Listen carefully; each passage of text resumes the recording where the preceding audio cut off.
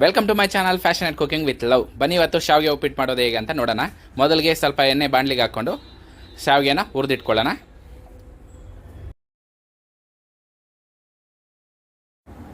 ನೋಡಿ, ಚೆನ್ನಾಗಿ golden colour ಬಂದಿದೆ ಶಾವಿಗೆ. ಇವಾಗ ಇದನ್ನು ತೆಗೆದಿಟ್ಕೊಳ್ಳೋಣ.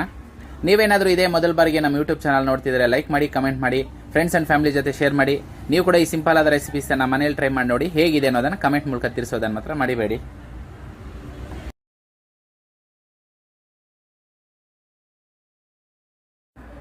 ನೋಡಿ, ಇದನ್ನು ಒಂದು ಪ್ಲೇಟ್ಗೆ ತೆಗೆದಿಟ್ಕೊಳ್ಳೋಣ. ಈಗ ಒಂದು ಬಾಣಲಿನ ಇಟ್ಟು ಒಂದು 4 ಟೇಬಲ್ ಸ್ಪೂನ್ ಎಣ್ಣೆ ಹಾಕ್ಕೊಂಡು ನಾವು ಇದಕ್ಕೆ ಬೇಕಾಗಿರೋ ಇಂಗ್ರೀಡಿಯೆಂಟ್ಸು ತರಕಾರೀಸ್ ಎಲ್ಲ ಕಟ್ ಮಾಡಿ ಇಟ್ಕೊಂಡಿದ್ದೀನಿ. ಅದರಲ್ಲಿ ಮೊದಲಿಗೆ ಎಣ್ಣೆ ಬಿಸಿ ಆಗಿ ಕೂಡಲೇ ಸಾಸಿವೆನ ಹಾಕ್ಕೊಳ್ಳೋಣ. ಸಾಸಿವೆ ಸಿಡ್ದ ಕೂಡಲೇ ಕರಿಬೇವು ಸೊಪ್ಪನ್ನ ಹಾಕ್ಕೊಳ್ಳೋಣ.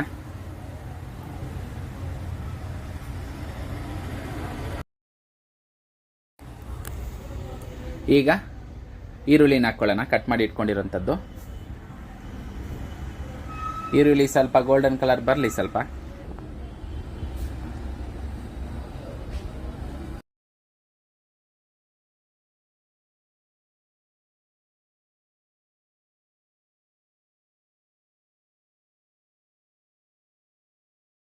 ನಾವು ಯಾವಾಗಲೂ ಹೇಳೋ ಥರನೇ ಈರುಳ್ಳಿ ಬೇಗ ಬೇಯಕ್ಕೆ ಸ್ವಲ್ಪ ಸಾಲ್ಟ್ನ ಹಾಕ್ಕೊಳ್ಳೋಣ. ನೋಡಿ, ಈಗ ಕಟ್ ಮಾಡಿ ಇಟ್ಕೊಂಡಿರೋಂಥ ಹಸಿಮೆಣಸಿನ್ಕಾಯಿನ ಹಾಕ್ಕೊಳ್ಳೋಣ.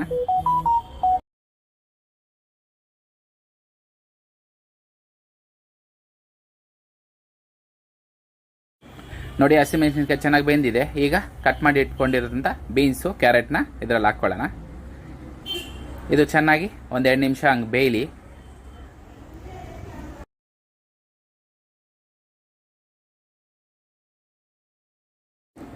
ನೋಡಿ, ಇದೊಂದು 5 ನಿಮಿಷ ಚೆನ್ನಾಗಿ ಬೆಂದಿದೆ.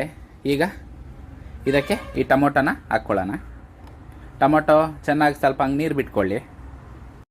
ನೋಡಿ, ಒಂದು 5 ನಿಮಿಷ ಮುಚ್ಚಳನ ಮುಚ್ಚಿ ಬೇಯಿಸ್ಕೊಳ್ಳೋಣ ಇದನ್ನು. 5 ನಿಮಿಷ ಆಗಿದೆ. ಈಗ ಮುಚ್ಚಳನ ತೆಗೆದು ಚೆನ್ನಾಗಿ ಕಲಿಸ್ಕೊಳ್ಳೋಣ. ನಾನು ಲೋಟದಲ್ಲಿ ಅಳತೆ ತೊಗೊಂಡಿದ್ದೀನಿ. 1 ಲೋಟ ಶಾವಿಗೆ ತೊಗೊಂಡಿರೋದ್ರಿಂದ 2 ಲೋಟ ನೀರನ್ನು ಹಾಕ್ಕೊಳ್ತಾ ಇದ್ದೀನಿ.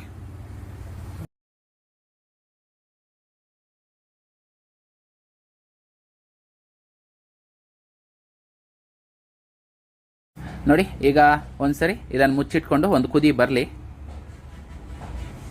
ನೋಡಿ, ಕುದಿ ಬಂದಿದೆ. ಈಗ ಆ ಶಾವಿಗೆನೆಲ್ಲ ಹುರಿದಿಟ್ಕೊಂಡಿರೋದನ್ನು ಇದರಲ್ಲಿ ಹಾಕ್ಕೊಂಡು ಉಪ್ಪನ್ನ ಒಂದ್ಸರಿ ಚೆಕ್ ಮಾಡ್ಕೊಳ್ಳೋಣ.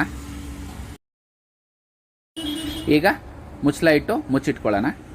ಒಂದು 5 ನಿಮಿಷ ಚೆನ್ನಾಗಿ ಬೆಂದ ಮೇಲೆ ತೆಗೆದು ನೋಡಿ, ಈಗ ಉಪ್ಪನ್ನ ಇನ್ನೊಂದ್ಸರಿ ನೋಡಿಕೊಂಡು ಇನ್ನೊಂದು 5 ನಿಮಿಷ ಹಂಗೆ ಬೇಯಕ್ಕೆ ಬಿಟ್ಟರೆ ಕಲರ್ಫುಲ್ ಆದ ಶಾವಿಗೆ ಉಪ್ಪಿಟ್ಟು ರೆಡಿ. ತರಕಾರಿ ತಿಂದಿರೋ ಮಕ್ಕಳು, ಉಪ್ಪಿಟ್ಟು ತಿಂದಿರೋ ಮಕ್ಕಳಿಗೆ ಈ ಥರ ಮಾಡಿಕೊಟ್ರೆ ತುಂಬ ಇಷ್ಟಪಟ್ಟು ತಿಂತಾರೆ. ಕಲರ್ಫುಲ್ ಆಗಿರುತ್ತೆ.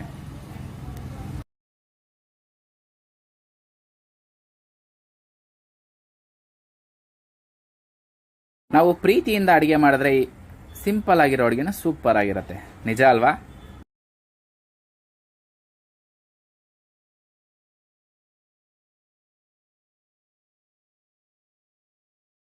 ಒಂದು 5 ನಿಮಿಷ ಆದಮೇಲೆ ತೆಗೆದು ಈಗ ಕಲಿಸ್ಕೊಂಡ್ರೆ ಕಲರ್ಫುಲ್ ಆದ ಶಾವಿಗೆ ಉಪ್ಪಿಟ್ಟು ರೆಡಿ.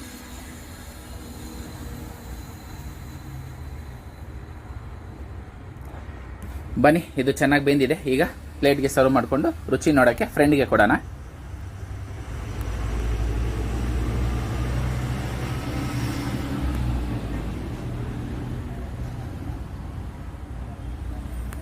ನೋಡಿ, ಫ್ರೆಂಡು ಟೇಸ್ಟ್ ನೋಡ್ತಾ ಇದ್ದಾರೆ.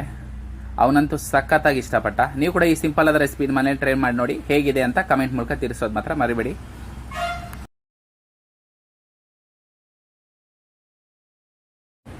Thanks for watching.